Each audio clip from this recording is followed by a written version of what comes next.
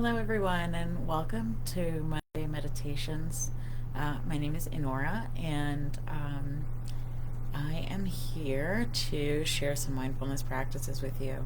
I've been a practitioner and studied and practiced, like I said, for a few years now, and it has made such a great impact on my life that I'm really excited about sharing it with others. Um, I'm currently finishing up the mindfulness meditation teacher certification program with Tara Brock and Jack Cornfield, and that'll wrap up this January. It's been a really wonderful course of working with other inspired teachers and practitioners, and just getting to dive deep with some wonderful mentors like La Sarmiento and such. I wanted to start. I drew a card before this. Um, I drew a card before this, so we're gonna get started with a card I drew, which is called Balance. This is pretty cool. I'll have to learn how to. Oh, you can see it. So it's the Balance card, and this is from the Sacred Earth Oracle, which I really love. And I just picked out a couple of things from this card reading that I wanted to share. Um, it talks about how when very often our brains are programmed to keep us safe, and as a result of that, we are naturally grasping for the things that make us comfortable and safe, running from the things like bears that make us anxious or fearful, and noticing when we really just want things to be other, or want ourselves to be responding to the situation in a different way. Um, so, like I said, our brains are wired to keep us safe and comfortable, really. Part of our American culture also is really this culture of comfort. So as we navigate through our lives, we're not necessarily making the decisions that are best for our well-being, or best for the way we're showing up in the world, or those kind of considerations. I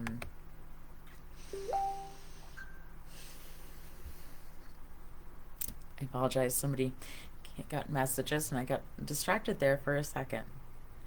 So, coming back to what I was saying, as I said, is that our brains are always trying to keep us safe. The most basic part of our brain is the reptilian brain. That's the very first part of our brains that developed. And they were built to keep us safe, keep us warm, and I'm not sure if people are commenting on here or if I'm suddenly just getting lots of Facebook messages since I'm doing a live video, of course. So yeah, so like in this moment, staying balanced, right? Like my nervous system's being triggered a little bit, hearing the noise of the messages, not wanting this video to be disturbed. And I'm just slowing down, paying attention to my breath, and just recentering myself, noticing when I get a little spun out in my brain, distracted, and coming back. This was not always the case for me. I was a very unbalanced person for a very long time, in the sense that in this situation, I probably would have not even been able to show up to teach this Monday meditation. For example, I probably would have run to grab my cell phone, see where the messages are coming from, try to stop the sound, and all of this. And, from my perspective, it's much better for me to just, first of all, show up.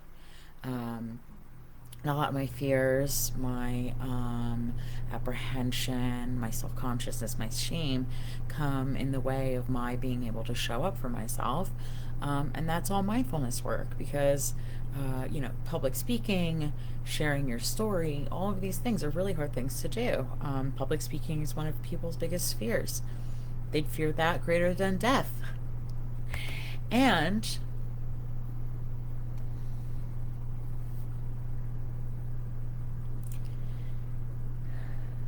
So now going to the messages, staying balanced with that, right? Recognizing that whatever's going on does not need to be handled immediately, especially if I take a moment to address it with you guys, notice it, and show the example of noticing something, acknowledging it, recognizing how it's making me feel, and deciding what Beck's next steps, healthy steps are. Yeah, so returning to this idea of balance, I'm going to take this little quote here from here, and it says, "The tedium or drudgery of a safe but unstimulating environment. Denying a problem worsens an outcome. Avoidance of the tough stuff causes dependence, stagnation, or loss of self. Make mistakes with the purpose of learning from them. Aim to manage stress rather than eliminating it. And minimize damage by turning a difficulty to your advantage. A challenge brings needed incentive." Actually, that's come across my my pages, my field of view, my experience a couple times lately, is talking about how, that last sentence there, a challenge brings needed incentive. Very often when we are faced with a challenge or a difficulty, or are just feeling stagnated, we don't always see a challenge as a positive thing. A challenge is something that's going to move us forward, right? Sometimes we think of challenges like they're speed bumps, or a sign that you're not able to do whatever you wanted to do, or that you're not capable of accomplishing your goal or accomplishing whatever you have set out to do. And really, we can take those periods of depression or challenge or difficulty to get curious and see how we can get creative in those moments, how we can turn that moment of difficulty into an incentive to meet that challenge and make a change, and show up from a place of balance, from a place where we are accepting that, yes, this is a challenge, and yes, I don't want to do this because my brain is telling me that it's going to be difficult, that it's a speed bump, that it's not what I should be doing because it's challenging. And noticing and remembering all the times where you succeeded over challenges, where you were a superstar, or even just showed up. Sometimes just showing up is accepting the challenge. So yeah, transforming that challenge into an incentive to do something, right? Like I keep saying, challenges really can make us stop and slow down, but instead we can take a look from a more balanced perspective and see how we can turn that challenge into an incentive, right? So why do I want to work on this challenge? Why is it important for me to move forward in this? And from those elements, you can find incentives to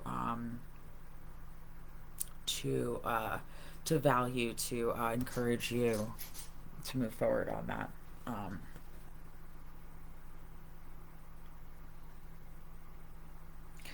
Challenge helps you face and overcome fear.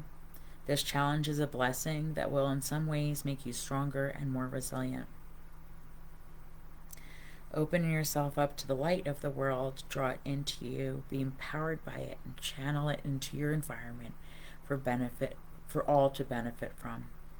Face all that comes your way, and trust your ability to make change for the greater good. Yeah, just like we were saying a moment ago, right? Challenge forces you to face and overcome fear. And I mean, what a beautiful practice, we can see every little challenge in our life as that, like, I don't want to do my dishes right now. Okay, well, what if I did do my dishes right now? How long is it really going to take? What am I afraid of? Why don't I want to do my dishes? Diving into the challenges, diving in and getting curious how we can be more balanced, right? Instead of focusing on the ways that I am, not wanting to face my dishes and not wanting to to do the part that makes me feel icky, or makes me feel like I feel icky sometimes at the sink, right? That's my personal experience, and I think that that's part of the, sorry for moving around a bunch there, part of the challenge and fear that I need to overcome and face on something so simple as my dishes, right? So, how can I find a more balanced way of approaching doing my dishes? So, I usually end up in that situation when I have 50 pots and pans, plates in my sink, right? Now, if I'm more diligent and I pay attention and I really force myself to accept the challenge of keeping balance throughout my life, I can do my dishes every day or every 2 days. I know it's still probably very embarrassing for some of you. Because then I remind myself that I'm bringing balance to things, right? The, the my having to face 50 dishes rather than 4 is going to be much easier, right? And overcoming the fear of 50 dishes, of the time, the water splattering everywhere, the gross feeling on my fingertips, that it's going to last 45 minutes instead of lasting 10 minutes, can help me bring balance to my perspective and face my challenges and show up in a different way.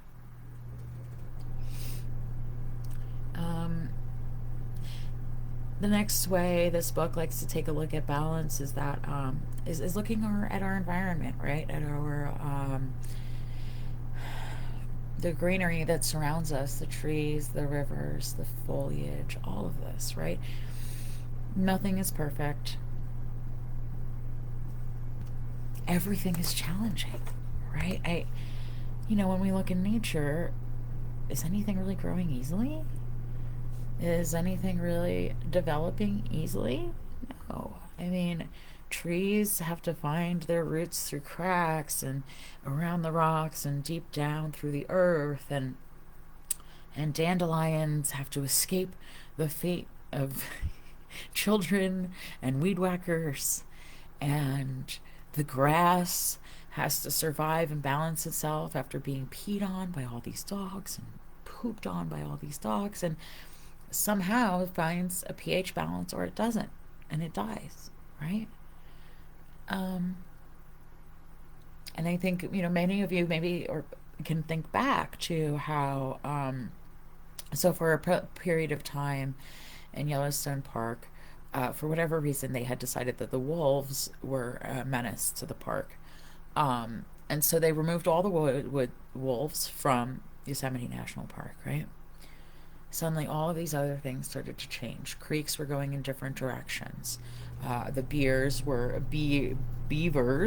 building dams in areas that was making it much harder for other parts of the ecosystem to survive, right? Or just even impacting the way humans could visit the park, right? So, understanding that the wolves did not live in isolation, right? Just like none of us live in isolation. We are all interdependent on one another. The wolves were interdependent on their prey, the little bugs that lived on the wolves, the poop that the wolves excreted and had, might have had some seeds in it, wasn't happening anymore. So the spread of this seeds and fertile ground wasn't happening anymore. And that really having removed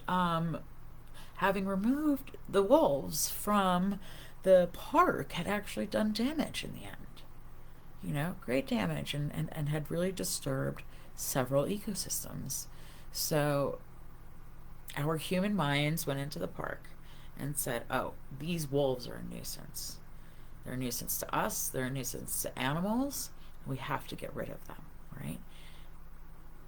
We do this all the time in our own minds and in our lives, and we can see it in nature and in human beings, right? We have, as I talked about in the beginning, we have this tendency to want to run away from the difficult and towards what makes us comfortable, and to change things to be better, right? So we thought that we could change this park to be better. We took all of the wolves out, completely disturbed the balance of the ecosystem, lost other species as a result, had rivers and streams moving in different directions, and it took a few years, but we eventually realized that eliminating what we thought was a nuisance actually disturbed all the balance. So now they brought back all the wolves back into the park, and a lot of balance has been restored, and it was a great lesson for us and um, for us to know that removing a nuisance is not a solution. Trying to find balance and trying to hold space for ourselves and for that nuisance is a way to keep some balance in our lives.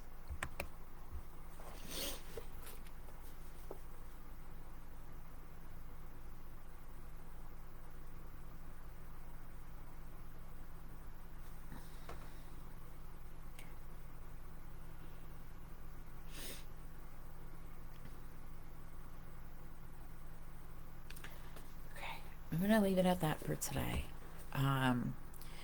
Just to review a little bit, this Monday's meditation is to think about balance, to think about how we can bring more balance to our lives by not reacting so greatly to each experience we were presented with, right? Being able to slow down, pause, and make a decision as to what